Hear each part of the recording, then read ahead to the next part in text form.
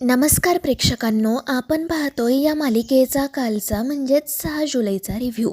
चला तर मग बघूयात कालच्या या एपिसोडमध्ये नेमकं काय काय घडून गेलं आहे ते. तर पहिल्याच सीनमध्ये आपल्याला असं पाहायला मिळतं की नर्मदा किचनमध्ये तिचं काम करत असते आणि त्याचवेळी तिथे अनन्या येते. अनन्या त्यावेळी खूपच रागात असते आणि बडबड करत म्हणत असते की या मीरा वहिनीला कळत नाही का आईशी कसं वागावं ते, ती स्वतःला काय समजते काय माहिती. आणि अनन्याला असं चिडलेलं पाहून नर्मदा तिच्या जवळ जाते आणि तिला विचारते की काय गं अनन्या, काय झालं, तू ठीक आहेस ना? आणि त्यावेळी अनन्या फक्त मांडो लावत हो म्हणते. त्यानंतर नर्मदा तिला असंही विचारते की काल रात्री तुला खूप त्रास झाला होता का गं? आणि त्यावेळी अनन्या म्हणते हो आत्या, पण आता मी ठीक आहे. आणि ते ऐकून नर्मदा तिला म्हणते की जर तुला राग येणार नसेल तर मी तुला एक गोष्ट सांगू का? त्यावर अनन्यासुद्धा हो म्हणते आणि मग ही नर्मदा तिला स्पष्टपणे असं सांगते की जर शक्य असेल ना तर प्लीज तुझ्या आईपासून जरा लांबच राहा.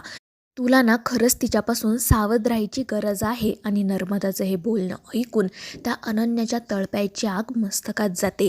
ती चिडून म्हणू लागते की अगं आत्या, काय बोलतेस तू? तुला तरी कळतंय का? तू मला माझ्या आईपासून लांब राहायला सांगते? आणि त्यावेळी नर्मदा म्हणते हो अनन्या, कारण तिचं खरं रूप तुला माहीत नाही आहे. आम्हाला माहीत आहे म्हणूनच मी तुला सांगते की तू सावध राहा. पण अनन्या काही ऐकून घेत नाही. मुळात ती मंजिरीच्या विरोधात एकही शब्द ऐकायला तयार नसते. उलट तिला असं वाटतं की त्या मीरा वहिनीनेच सगळ्यांचा ब्रेनवॉश केला आहे म्हणून सर्वजण हे असं वागतायत. नर्मदा तिला समजावण्याचा प्रयत्न करते पण अनन्या काहीच ऐकून घेत नाही आणि चिडचिड करून तेथून निघून जाते. त्यामुळे नर्मदा म्हणू लागते की त्या मंजिरीने हिच्यावर काय जादू केली आहे काय माहिती. ही मुलगी काही ऐकून घ्यायला तयारच नाही. पण जाऊ दे, मला काय करायचं आहे. आणि ती पुन्हा तिच्या कामाला सुरुवात करते. त्यानंतर दुसरीकडे अंबिका आणि मीरा एकमेकींशी बोलत असतात. अथर्वने जी गोष्ट सांगितलेली असते त्याच गोष्टीच्या संदर्भात त्यांचं बोलणं सुरू असतं. मीरा म्हणत असते की ताई, वेदाच्या बाबांनी सांगितलेली गोष्ट ऐकून मला असं वाटतंय की आत्ता हे जे काही घडतंय ना ते याआधीसुद्धा घडून गेलं आहे. आणि त्यावर अंबिकाही म्हणते हो मीरा, आणि अथर्वांचा ना या सगळ्यामध्ये खूप वाटा आहे. मला असं वाटतं की देवी आईने त्यांच्यामार्फत आपल्यापर्यंत एक संदेशच पोहोचवलाय. आणि त्यावर मीराही हो म्हणते. पुढे ती असंही म्हणते की ताई, मला असं वाटतं की आपण दोघीजणी त्या चेटकिनीला म्हणजेच मंजिरीला संपवण्याची शक्ती ठेवतो, हिंमत ठेवतो. आणि त्यावर अंबिका म्हणते हो मीरा, पण तू पाहिलंस ना त्या गोष्टीमध्ये राधाने आणि गौरीने त्या चेटकिनीला कसं संपवलं याचा काहीच उल्लेख नाही आहे. इनफॅक्ट त्यांनी तिला संपवलं नाही तर ती फक्त तेथून पळून गेली आणि परत आली नाही. तर मीरा म्हणते ताई, मग ती चिटकीन आत्ता परत आली असेल का गं मंजिरीच्या रूपात? आणि तिचा तो प्रश्न ऐकून अंबिका काळजीत पडते. आणि मग त्यानंतर या दोघीजणी असं ठरवतात की अथर्वांच्या आजींनी त्यांना जी गोष्ट सांगितली ती गोष्ट लिखित स्वरूपात कुठे आहे का हे शोधायचं. कारण जर ती लिखित स्वरूपात असेल तर त्यामध्ये आपल्याला त्या चेटकिनीला मारण्याचा मार्गसुद्धा नक्कीच सापडेल. आणि मग त्यानंतर त्या याच कामाला सुरुवात करतात. दुसरीकडे ती मंजिरी खूप वैतागलेली असते. म्हणत असते की आत्तापर्यंत कधीच कोणीच माझ्या खऱ्या रूपापर्यंत पोहोचू शकलं नाही, पण त्या दोघींनी मला माझ्या खऱ्या रूपात पाहिलं. त्यांची हिंमत आता दिवसेंदिवस वाढत जाणार, पण त्यांना त्यांच्या शक्तीचा अंदाज यायच्या आधीच मला माझं काम करावं लागेल. आणि तिचे हे सगळे विचार सुरू असतानाच तिथे येते अनन्या आणि ती मंजिरीला म्हणू लागते की आई, तू असं का वागतेस? तर मंजिरी विचारते आता मी काय केलं गं? तर अनन्या म्हणते की अगं ती मीरा वहिनी तुझ्याशी किती वाईट वागते, बोलते, तुला घालून पाडून बोलते, मग तुला काहीच कसं वाटत नाही? तू तिला प्रतिउत्तर का करत नाही? का तिचं सगळं ऐकून घेते? आणि त्यावेळी ही मंजिरी लगेच नाटक करायला सुरुवात करते. म्हणू लागते की अनन्या, मी तरी काय करू गं बाळा? मला ना या घरामध्ये भांडणं नको आहेत, त्यामुळे मी ना कधीच कोणालाच काही बोलत नाही, पण याचाच सगळेजण आता गैरफायदा घेत आहेत. तर अनन्या म्हणते हो आई, मी सुद्धा तेच म्हणते. घरातील कोणालाच तुझ्याबद्दल आदर वाटत नाही, तुझी काळजी वाटत नाही. प्रत्येकजण तुझ्याबद्दल तोंडाला येईल तसं बोलत असतं, वाटेल तसं वागत असतं आणि मला ते खरंच सहन होत नाही आहे. मी दादाशी सुद्धा बोलायला गेले होते पण तो काही बोलला नाही. तर ही मंजिरी म्हणते की अगं मी सुद्धा अथर्वला सांगितलं होतं की एकदा तू मीरासोबत बोल, तिला समजाव आणि जर तिला काही त्रास होत असेल ना तर तिला डॉक्टरांकडे घेऊन जा. पण त्याने माझं काही ऐकलंच नाही आणि त्यामुळे अनन्या चिडून म्हणते की आई पण आता मी काही सहन करणार नाही.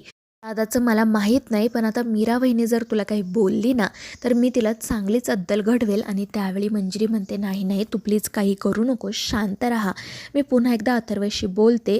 आणि त्यावर ही अनन्या हो म्हणत मग तेथून निघून जाते. तर मंजिरी हसतच म्हणते की वा अनन्या, तुझी ही बाजू तर मला माहितीच नव्हती.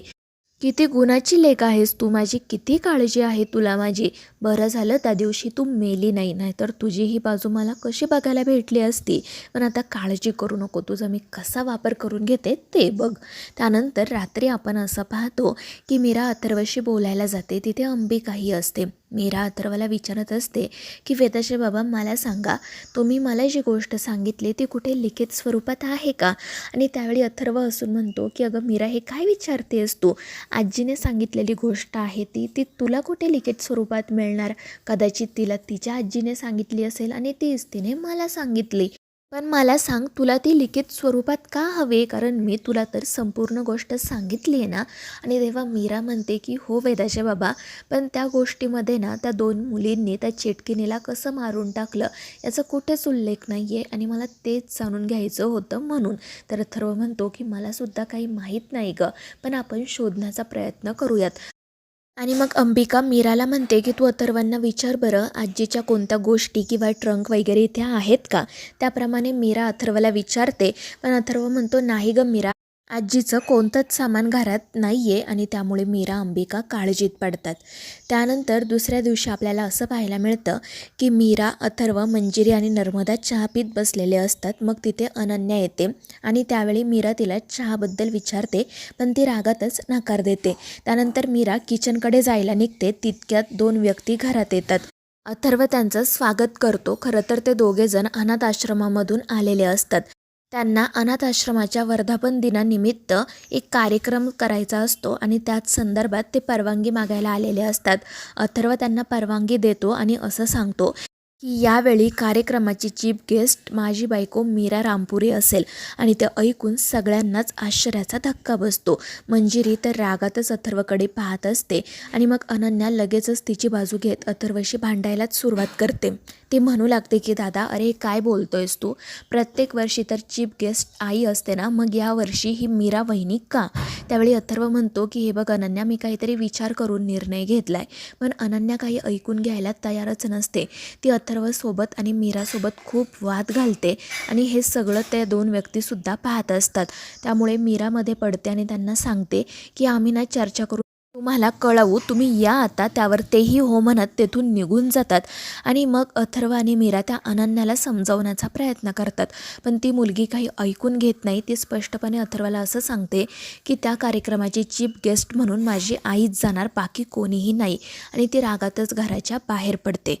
त्यानंतर आपल्याला असं पाहायला मिळतं की अथर्व आणि मीरा अनन्याच्याच या वागण्याबद्दल बोलत असतात. अथर्वला वाटत असतं की आपण अनन्याला आता सत्य सांगायला हवं. पण मीरा म्हणते की वेदाचे बाबा, तुम्हाला तर अनेक गोष्टी माहीत असूनसुद्धा किती प्रश्न पडतात, किती गोष्टी समजून घेणं कठीण जातं. मग मला सांगा अनन्याताईंना आपण हे सगळं कसं पटवून देणार आहोत. त्यामुळे मला असं वाटतं की आपण थोड्या वेळ शांत राहूयात, योग्य संधीची वाट बघूयात आणि मग त्यानंतर अनन्याताईंना सगळं खरं खरं सांगूयात. त्यानंतर मग रात्री आपण असं पाहतो की मीरा आणि अंबिका हॉलमध्ये उभ्या असतात. पुढे काय करायचं याच विषयी त्या बोलत असतात. तितक्यात तिथे येतो अथर्व. तो अनन्याला कॉल करण्याचा प्रयत्न करत असतो आणि ती काही त्याचा कॉल रिसीव करत नसते. खरं तर ती सकाळी जे घराबाहेर पडलेली असते ती परत आलेलीच नसते आणि म्हणूनच अथर्वला काळजी वाटत असते. मीरा त्याला समजावत असते की अनन्याताई त्यांच्या मैत्रिणींसोबत आहेत, नका काळजी करू. पण अथर्व ऐकत नाही. तो म्हणत असतो की मीरा, मला ना त्या बाईची खरंच भीती वाटते. तिने जर पुन्हा अनन्यासोबत काही केलं तर. आणि नेमकं त्याच वेळी मंजिरी त्या ठिकाणी येते आणि ती हे सगळं ऐकते आणि अथर्वच्या बोलण्यातून तिला हे कळून चुकतं की याला आपल्याबद्दल सगळं काही समजलंय आणि म्हणूनच तिच्या पायाखालची जमीन सरकते आणि ती खूप चिडते सुद्धा. तर मित्रांनो, आता या मालिकेच्या पुढील भागांमध्ये नेमकं काय काय घडणार आहे हे जाणून घेण्यासाठी आपल्या चॅनेलला सबस्क्राईब करा.